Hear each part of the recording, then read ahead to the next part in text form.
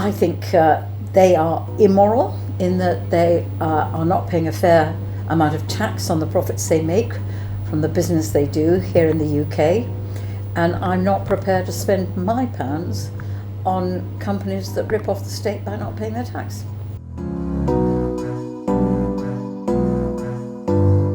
I think it will. I think when this all started with Starbucks, and Starbucks, I think, found suddenly that fewer people were going into their coffee shops, and suddenly decided that they could pay a little bit of British tax, and have made a huge effort to try and portray themselves as responsible people in society, as a responsible company in society. So it did work with them. I think it is damaging Amazon. You may not see this in the short term, but it'll come in the long term.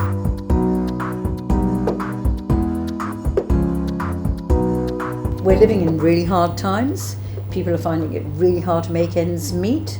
We've got the deficit sort of extending over the horizon, which suggests that hard times are here to stay for a long while still. And we've got public services being cut. And in that context, making sure that you receive in the common purse, for the common good, every penny, every pound that is due is hugely important. And when we first looked at this, under what HMRC tell us, there's a £34 billion gap between what should come into the public coffers, the government coffers, and what actually does. Now, if you talk to tax campaigners, they'll talk of figures of over 100 million. So I like to say, well, let's settle halfway through. So let's assume there's about £70 billion of unpaid tax.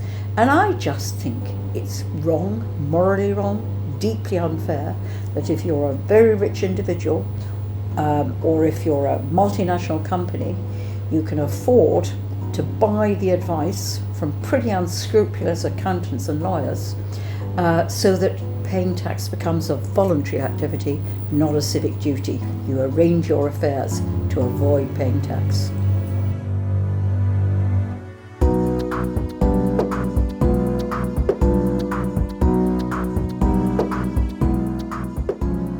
It's largely globalisation. And what was so interesting to me was that we went and talked to the OECD in Paris, who are charged with trying to get consensus around rewriting the international rules so people do pay their fair share in the jurisdiction in which they make their money.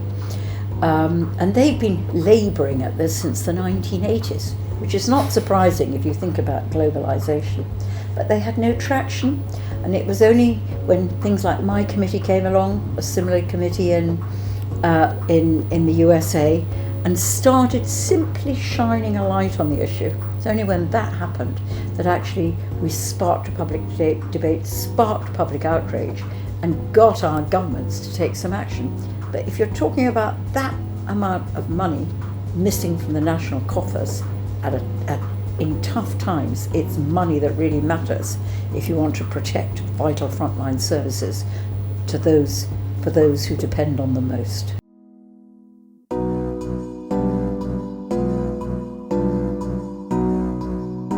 Well, because I think the only way these people will listen is their reputation is damaged and their market share is hurt.